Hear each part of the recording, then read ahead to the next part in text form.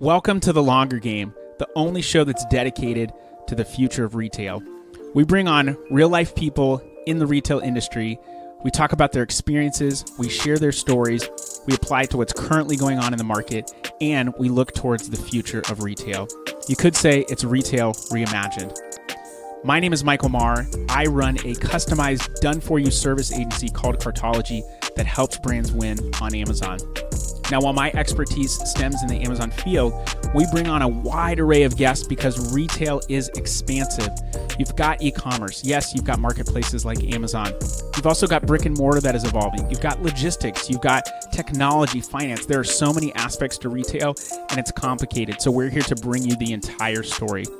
Do you think that you have an interesting story and you'd like to tell it on the podcast? Then go to thelongergame.com and fill out a form to be a guest on the show today.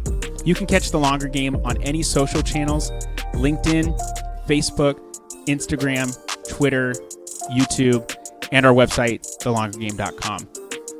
We've got all awesome guests on this show, so that I will promise. Are you ready to hear more about the future of retail? Let's get down to business. To The Longer Game, everybody. This is the podcast where we talk about all things retail, and we go deep in the weeds. We talk with people who have been there, have done that. And today on the podcast, I have with me Eli Weiss. He is the VP of Retention Advocacy at Yotpo. Welcome to the show, man. Thank you so much for having me. Tell us a little bit about who you are, what you do at Yotpo, maybe even a little bit of background from previous companies that you've worked with too. Yeah, I started my career in direct to consumer, so I've been kind of like early in my career at a luggage brand, which was based out of Tel Aviv, which was a Kickstarter brand. Sold these inflatable luggage contraptions to a couple thousand people in 64 countries. So I've spent a bunch of my early days in generalist roles, doing everything from Amazon and Facebook ads to ops and logistics to customer service to email marketing. Those things are so different, by the way. Just hearing you say that, I'm like, man, that's a lot of work to do. That was like my real life MBA. I didn't graduate college. Did my GED high school diploma equivalent in my early 20s. So really kind of grew up in a different universe. So that was my real life kind of MBA. Touched everything at that company outside of like finance and design. Trade shows, investor relations. I mean, like we did it all. So I was there. I moved back to, grew up in Jersey, moved back to New York in 2018. Struggled very, very, very, very much to get my next job because no one knew what this tiny luggage company was. So I applied to like 85 or 90 companies, didn't get interviews at more than like 2 or 3. Eventually, I kind of went from this director level at this small startup to a CX associate at a company that was called Nugs, which was then called Simulate thereafter, which was like a vegan chicken nugget company. Was there for a very short period of time. Until I got pulled into Olipop from somebody that saw I was sharing about customer service, customer experience on Twitter. So I had built like a very, very, very small audience. I got connected to Olipop, was number 16 there, saw that company go from 7 to 75 million, from 15 to 75 employees. That company has kind of since rocketed to probably do 500 million this year. So really saw early days of a company that became a household name. That was like my first director of CX role at a US company, very small e-com team. So touched everything. We had an agency, Lunar Solar, that was doing a lot of our email marketing, SMS marketing, etc. So sat very close to that, built out the CX team, built an even larger micro universe around myself. And that brought me to Jones Road Beauty, which was a beauty, skincare, makeup brand founded by Bobby Brown of Bobby Brown Cosmetics. Was there for 2 years leading senior director of customer experience and retention. So led both of those teams. Had a quarter life crisis and joined a SaaS company a little under a year ago with a very kind of like my claim to fame, or maybe it's not a claim to fame at all, is that I have the most amorphous and blurry sounding title as well as my job at Yotpo. But high level, I sit close to a few different teams at Yotpo, but particularly marketing to try to bring Yotpo back to the market. I think Yotpo has kind of built a 150 million plus ARR business, touching products, email, SMS, subscription, reviews, loyalty. So 5 products, built this retention platform, but it was kind of strayed a little from the sun. So I'm trying to kind of bring them back and bring them back to the community, to the universe that I live in. Marketing, branding, all that fun stuff. And that's my life now. So I'm at Yotpo. I built a newsletter that became like kind of like a standalone side little business that, it's a newsletter that's about customer experience and retention that goes out to 15,000 people. Very, very micro influencer in a very, very, very small place in the internet. It sounds like that's worked for you though, because that's how you got your job at Olipop, right? It's how I got every single one of my jobs since Nugs was from like the little universe I built. And I think I get asked probably twice a week, if not more, like, oh, I have so many thoughts on X. How do I turn it into dollars? How do I create a newsletter? How do I turn it into a business?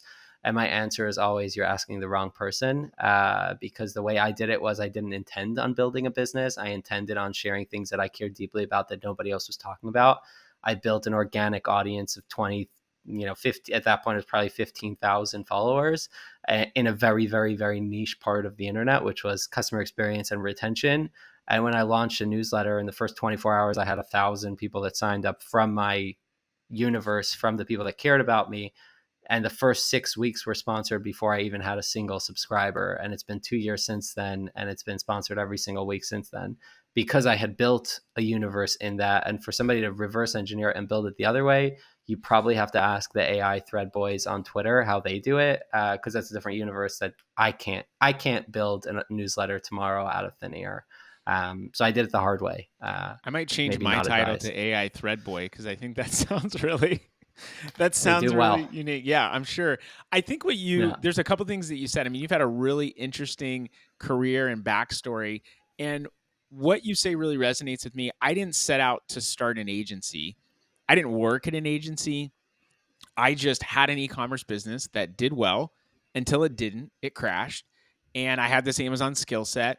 And I actually applied to, probably in between running my e-commerce business and my agency, I started doing some freelance work. But I mean, I was like, okay, God, where do you want me to be right now? I really don't know. I applied to like 120 jobs. No one knew what my small business was.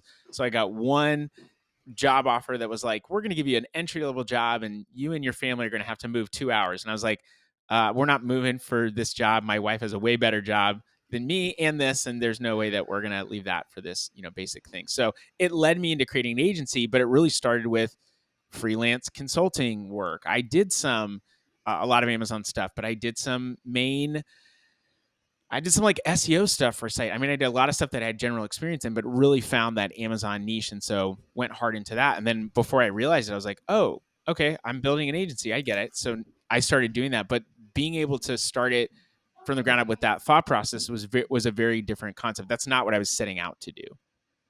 It's always interesting.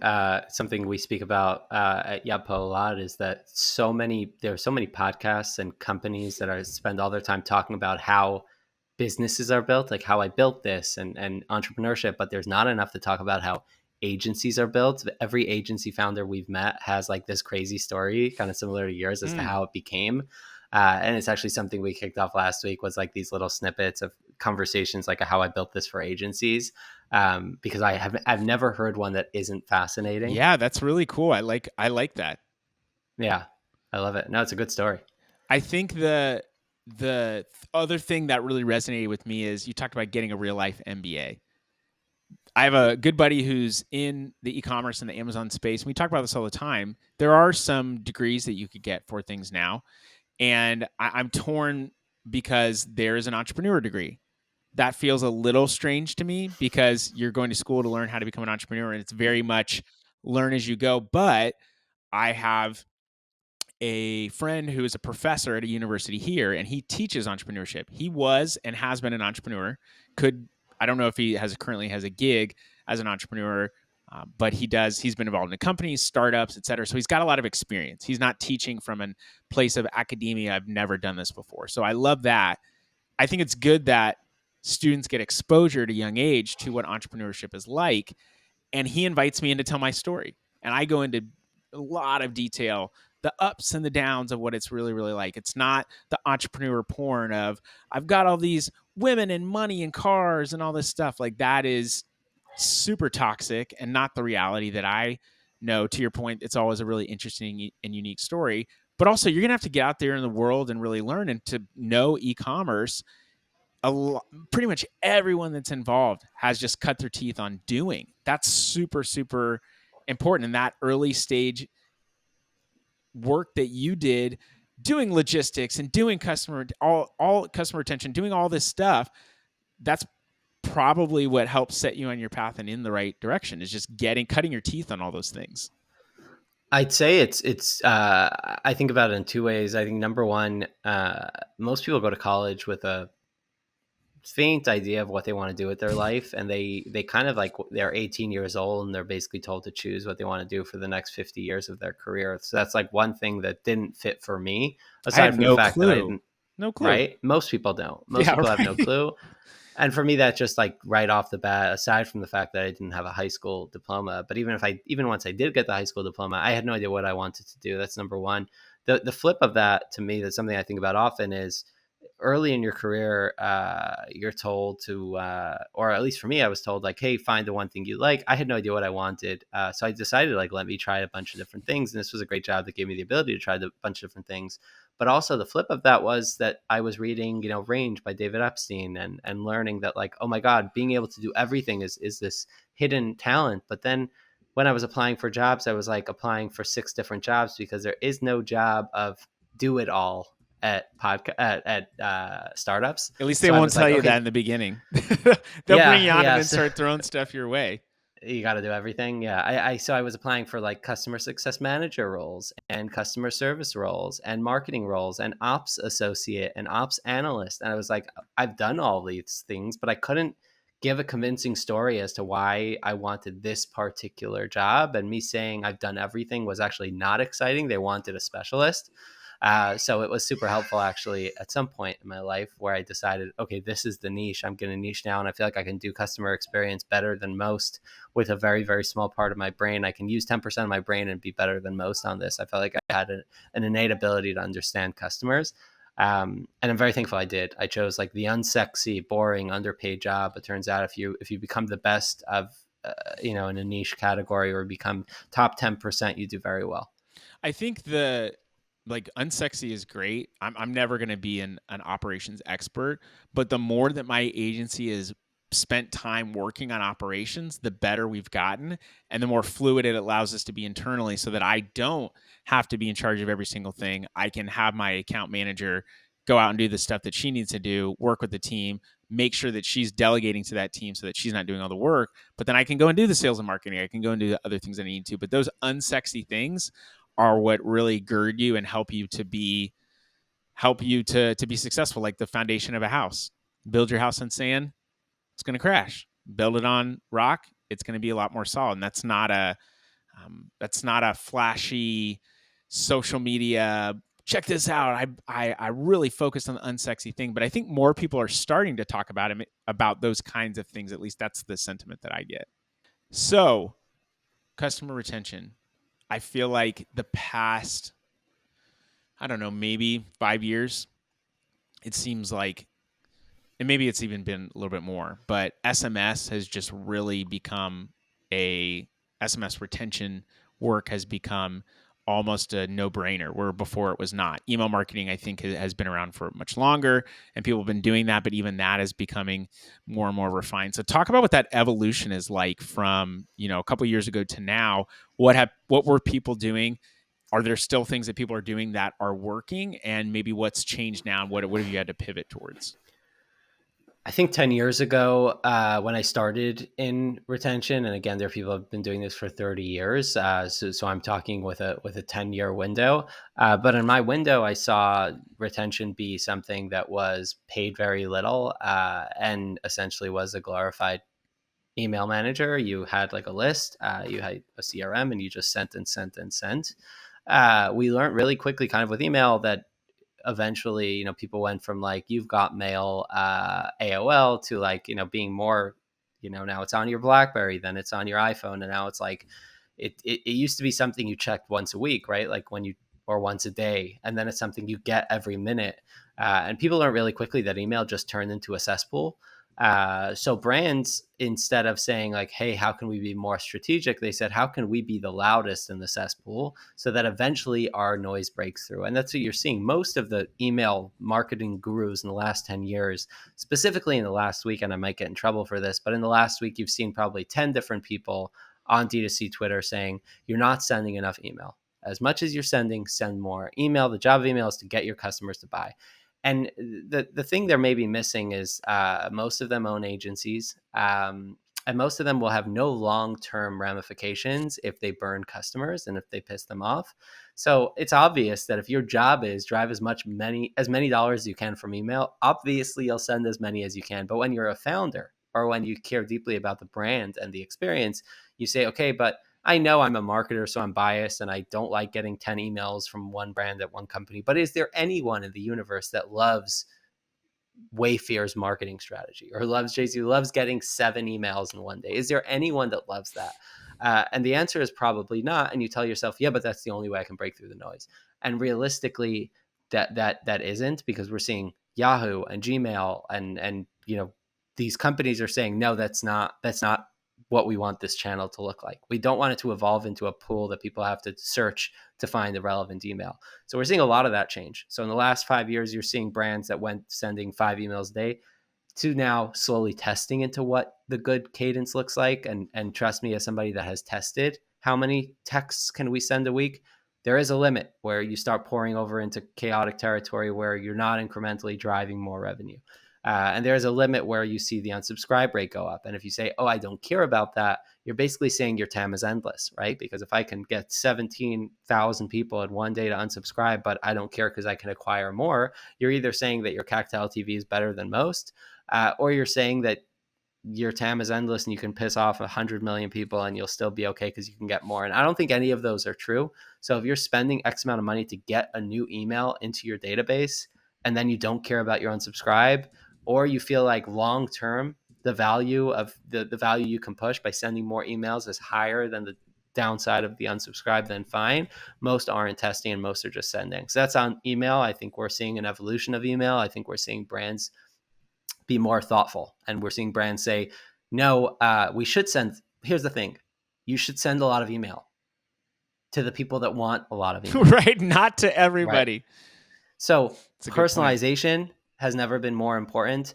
I had a panel at a conference yesterday with Matt, the CMO of St. Agrestis, and they have this super cool phony Negroni, kind of like they have non-alc, they have so he's like he spoke all about this, which is essentially that point where when we sent this limited edition phony Limoni Negroni, a mouthful, we sent this to customers.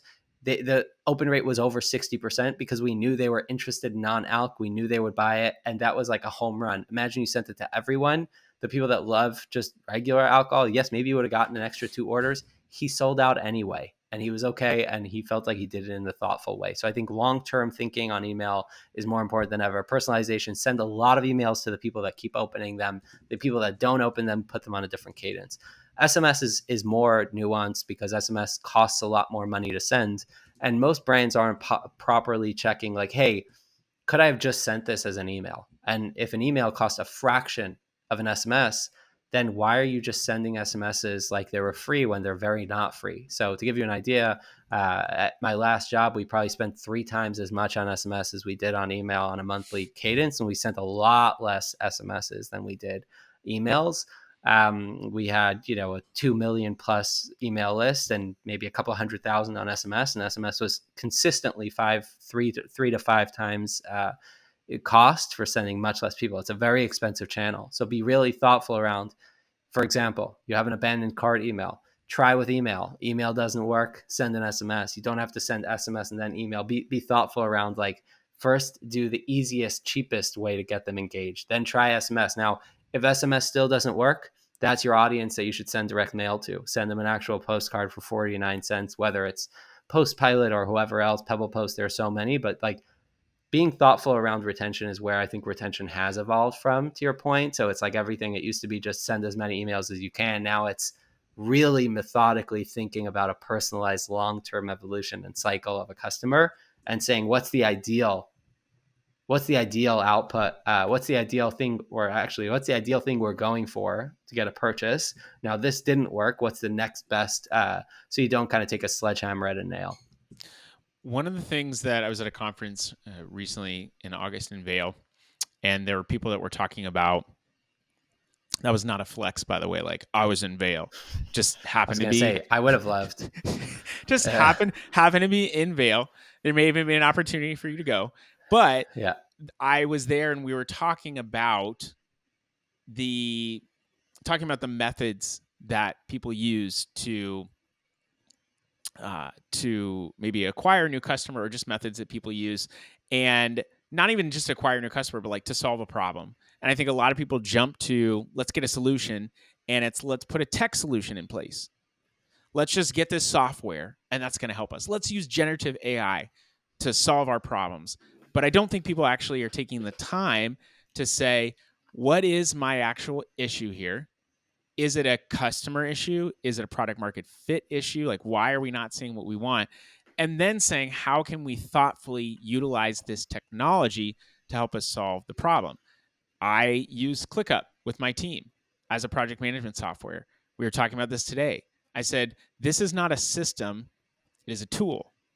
Something like EOS is a system. Here's how you run your business. Here's how you do this. ClickUp is a tool that can help us to manage that. If you get ClickUp, Asana, Trello, whatever it is that you're using, and you think that's going to solve your productivity problems, you are 100% wrong, and you're still going to crash and burn. So I think what you said is super key. Are you being thoughtful, one, about what your end goal is, and then how do I get to that end goal? All that stuff makes a really, really big difference. And I think taking the time to slow down to do that is really where the gold is.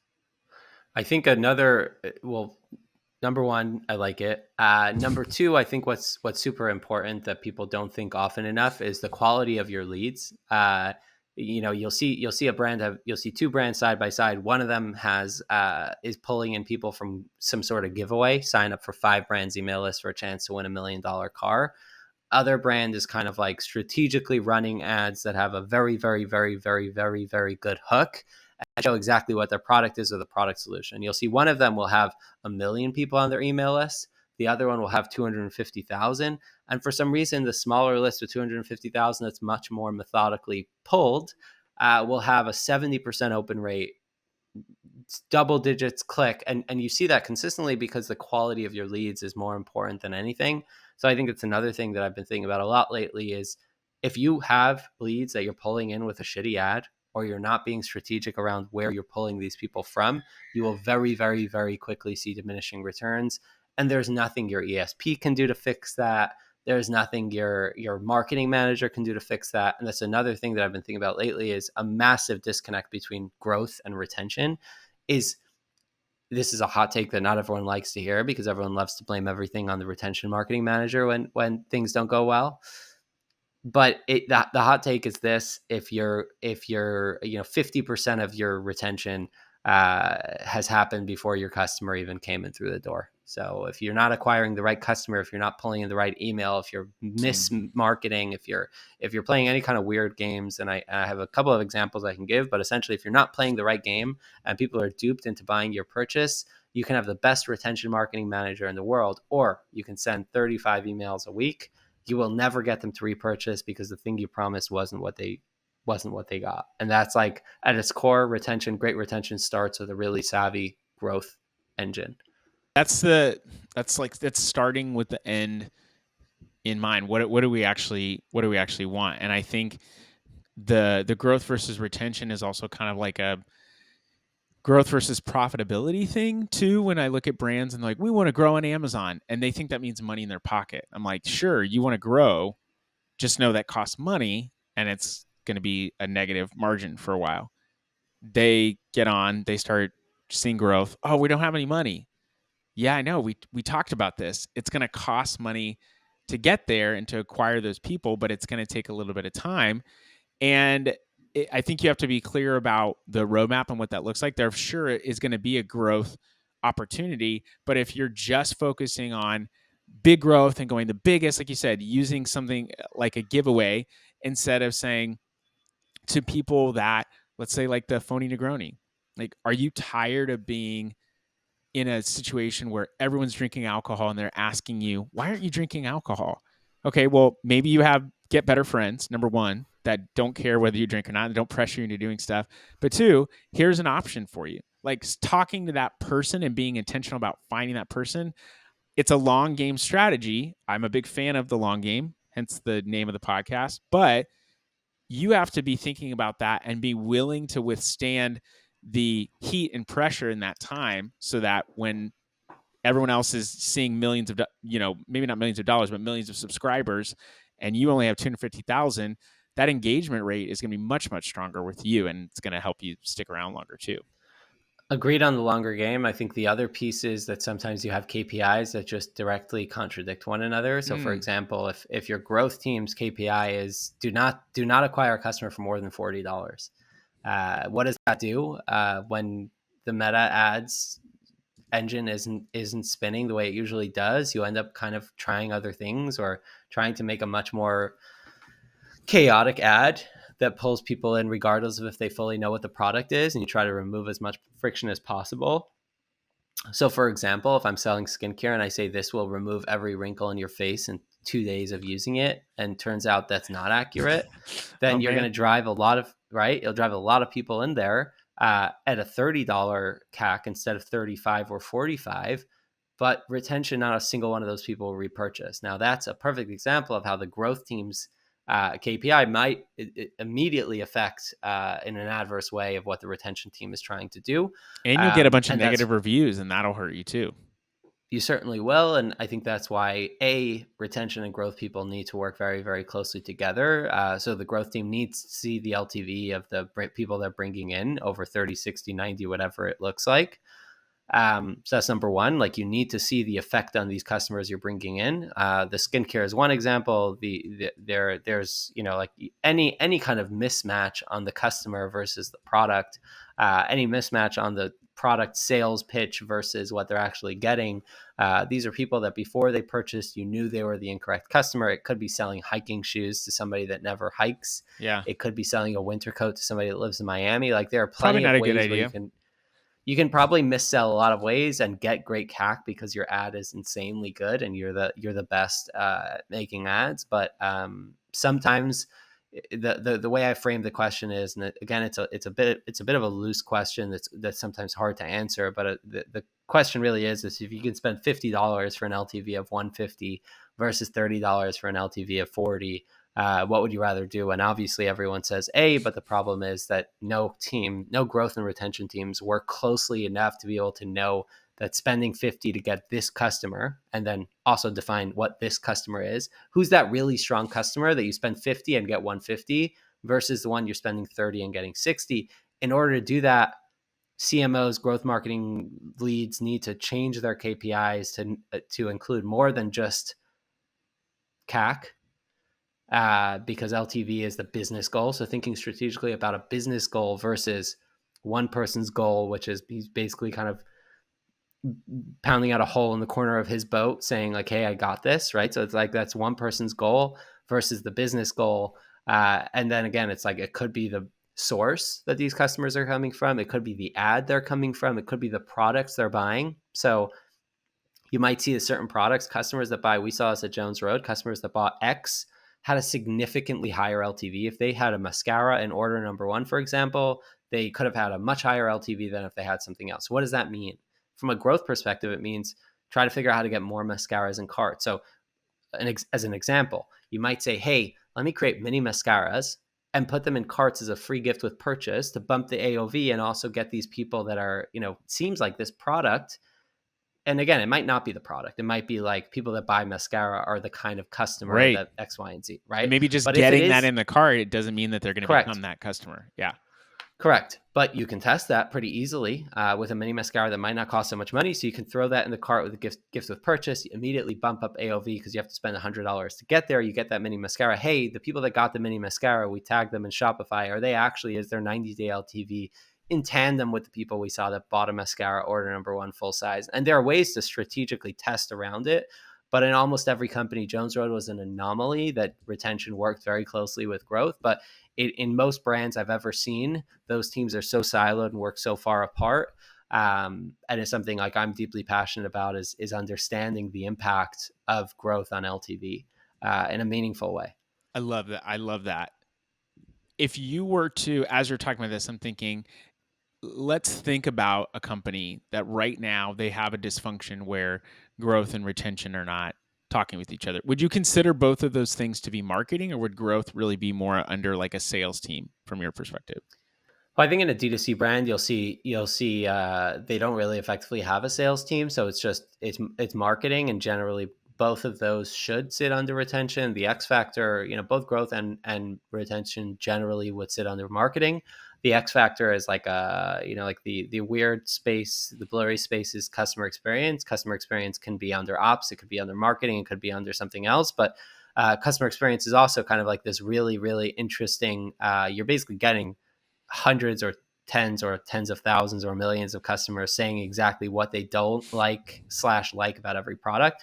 Today, with Yotpo as an example, you can pull like AI through reviews and basically say like, hey, what do you love about this product? What do you hate about this product? But essentially your customer experience team is hearing all day like, hey, people love X because of Y. They love the mascara because it doesn't clump, right? So you can use that. The growth team can use that to get more people into the funnel, right? By like running an ad that says the only mascara that doesn't clump. Retention people can take that and say, hey, you bought foundation. Would you like to buy a mascara? Here's what people love about it. They say it doesn't clump. Or retention people can send that to customers immediately after they buy the mascara with an FAQ, and they can somehow, hey, here's how to make sure your mascara doesn't clump. People love that about it, right? So I think there's like so many different parts that in general, having this universe live closely together, customer experience, retention and growth priority, customer experience as well. Like at Jones, Joanne, who was on my team on the retention side, would work very closely with my team on CX. Like, hey, what do people hate about this product? And once you understand why they hate it, you can even go into the abandoned cart flow and say, hey, if people put this in their shopping cart and maybe didn't purchase it, maybe their apprehension is from seeing reviews or from hearing from others that people dislike this because. So there are so many ways to think strategically around that customer journey and pull in different parts of the team to leverage it. And that's the value of having, for me, it was always really early stage companies with small teams. Then when you start working at a team the size of Yotpo and you're like, okay, for me, it's a challenge today to like, how do you navigate? You hear X about Y. The CS team can be 100 employees. Who do you take that to? Where do you go with it? How do you fix it? How do you take that back? If you hear people dislike the service because of X, where do you put that in the sales cycle, right? So if people say like, hey, I felt like my customer success rep was Y, and then we know, oh, so people like us because their customer success rep is extremely, extremely on top of things, for example. And you say, okay, that should probably be in the sales pitch somewhere, right? So I think there's all different strategic ways to think about that. Harder at a larger company, but no excuse that brands with 10 employees don't have customer experience and retention and growth having bi-weekly shares or monthly shares. Growth and retention, if they're not talking once a week, something's broken. I mean, there's like businesses will have 5 employees sitting in 5 different offices in a WeWork, and like, what are you doing? The thing that you just said it, then the thing that I was hearing when you were talking about that is, and I'm thinking of the question, if a team right now is broken and they're, the retention and the growth teams are working against each other, what's something that they can initially do? Or how do you get those people to first start having the conversation where they're together? It sounds like, one, are you collecting data, and are you reviewing that data, and do you know what the data says? So collecting and reviewing data. Two, are you getting those people in the room and having them talk about stuff and being open to not say, I'm going to be offended or upset because you're telling me that what I'm doing is wrong. I'm just going to say, okay, let's have an open mind, and how do we as a team grow this? The best way to two very, very practical ways. Number one, as a leader, put together, whether on retention or a CMO or whatever your role is, put together a very interesting graph that shows LTV of customers in one cohort versus LTV in another cohort. Match that with CAC and show that dynamic in a meeting. Show like, hey, customers in the month of January, for example, use that as a cohort. You can get much, much deeper in cohorting and think about like, what products do they buy? Where did they come from? Did they come from an ad versus whatever? Did they come from Facebook or TikTok, et cetera? But even just looking month over month, try just show the different massive imbalance between CAC and LTV. And again, there's a million variables, right? You could be, they came in Black Friday where they had a discount, and different shoppers different times a year spend differently, but showing the variability between CAC and LTV in different timing immediately kind of gets the growth team to think like, hey, if all CAC is even, or even if CAC is wildly different, if CAC to LTV is so drastically different and the retention team is essentially doing the same thing throughout the year, what's the variable I'm missing here? How do we get people to be, and question number one is, how do we get people into a higher LTV bracket, which is on retention, but also like, how do we understand who these super, super strong CAC to LTV cohorts are, is the question I would ask then, right? It's like, okay, but the people that we spent 60 to get and they spent 200, who are these people? And then you can look at your triple whale or your appeal or your whatever tool you're using to figure out like, what are the identifying factors? Is it the products they bought? Is it, you might have an analyst if you're large enough to ask those questions. What is it? The other piece that I think is interesting is something that I think most brands don't do well enough, is making sure everyone has access to important data. So for example, your Like growth data team might have no siloed. clue.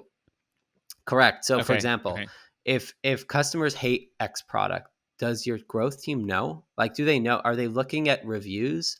Are they looking at, so I think reviews is one place, easy for somebody to just scour through the reviews. The other one is NPS. Like, I think if you ask a secondary question on top of, from 0 through 10, how likely are you to recommend this to a friend?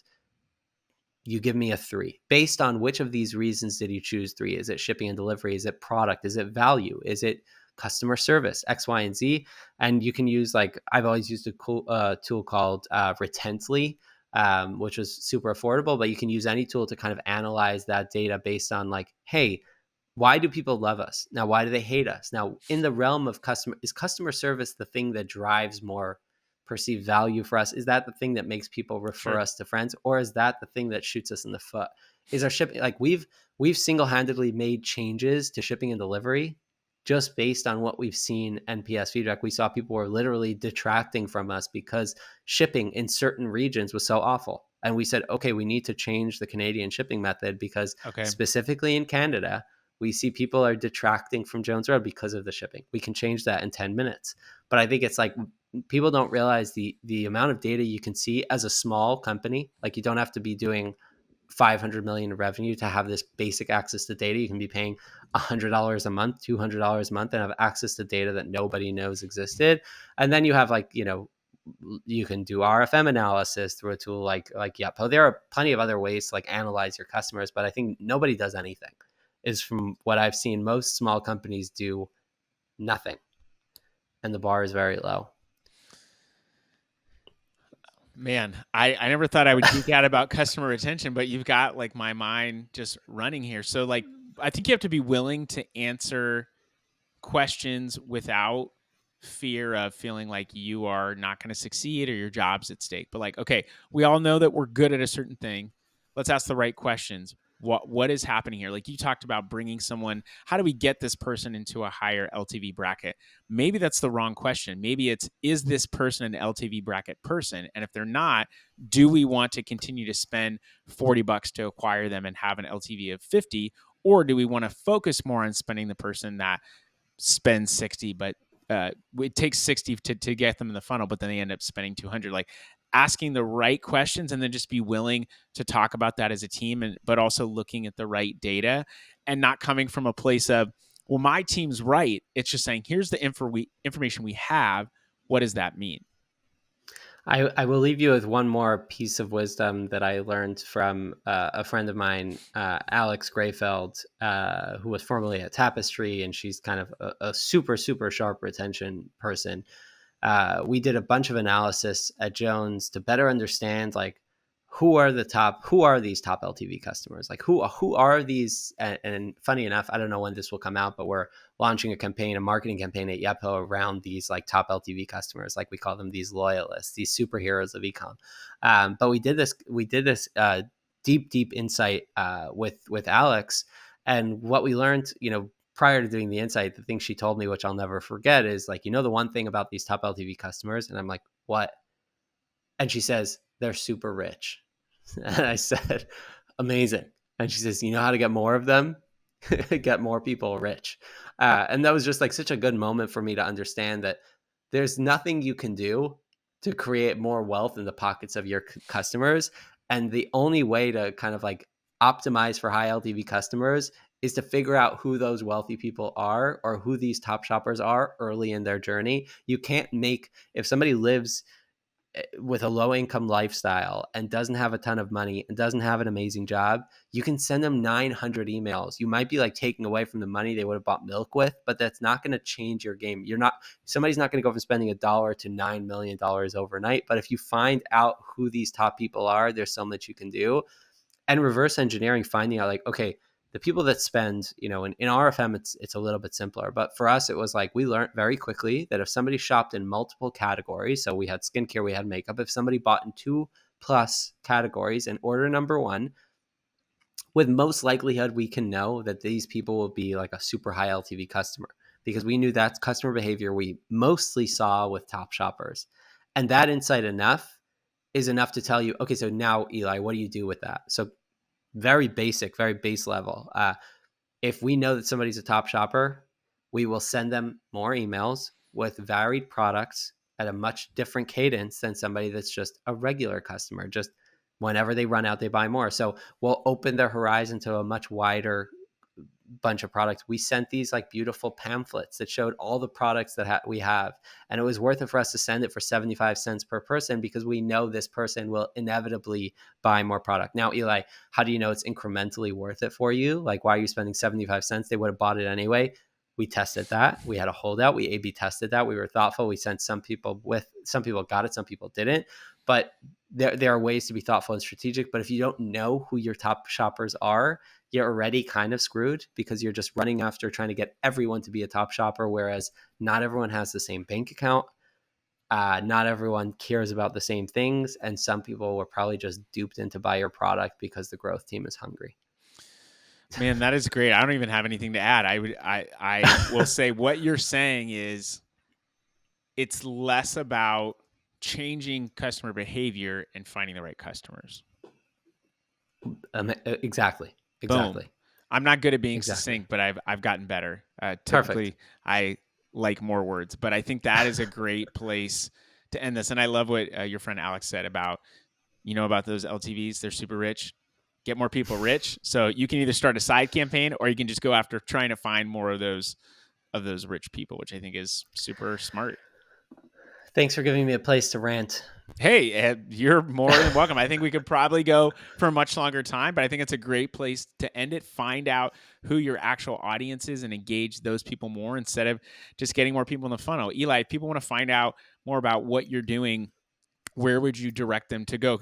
Could they find you sending out a bunch of SMS messages to people? Or where would they look? They certainly can. Okay, where would they look to find out more about what you're doing? They certainly can. I'm Eli Weiss, so you can find me on Twitter at Eli, ELIWEISSS. There's a third S because somebody took Eli Weiss. Eli Weiss with an extra S.com. And Yotpo, like I said, reviews, loyalty, email, SMS subscription. A lot of interesting things happening there. And it's Yotpo.com. Again, Eli Weiss on LinkedIn. I'm chronically online, so fairly easy to find. Popular name though, but still fairly easy to find. And thanks so much for taking the time and hearing me out. This is like one of my favorite topics to rant about. And I feel like you got the whole thing. Cool. Okay, great. And I wasn't even initially following you on X or Twitter, but I probably would now be. And what's funny is you talked about 1,000 out of your 50,000 followers. I was like, man, what is that engagement rate? Like, that's what I'm thinking of. Like, I want more people engaged. As much as we want to retain people, that's the end of the show. So we don't have anything else for you. So you have to go now find entertainment elsewhere or go on to the next episode. But I'm so glad that Eli was able to join us. And that's it, people. We're out. See you later. All right, that was the show. What did you think? That was the longer game. We would love for you to share the show with other people and to leave us a review of the show. So go to iTunes, go to Spotify, you can go to YouTube, comment, leave a review, and share this on any social channels that you are active on and wherever you have influence. We want to share this story and stories like it to as many people as possible. Do you have a compelling story and do you want to come on the podcast and talk about it, and you're in the retail industry? Then go to thelongergame.com, fill out a form, and we will contact you about coming on the show. You can find us on any social channels, Instagram, LinkedIn, Facebook, Twitter, and you can go to our website, thelongergame.com, to actually read all of these episodes in blog form in text, because we know not everyone's going to listen. This podcast is brought to you by my agency, Cartology. We are a customized, done-for-you service agency that helps brands win on Amazon. It is super complex selling on the Amazon marketplace. We help simplify that for you. This podcast is also brought to you by Podcastify Me. They are a full-service podcast production company that designs podcasts around people who are paid for their advice. That is coaches. If you want someone to help create, strategize, and distribute your podcast to the masses, go to podcastify.me to find out more. I've so enjoyed that you've been a part of the conversation and that you've given up your time to hear these people's stories. We'd love for you to share. If you want to find out more, just go to thelongergame.com. Hope you have a great rest of your day. Stay blessed. And until next time, cheers.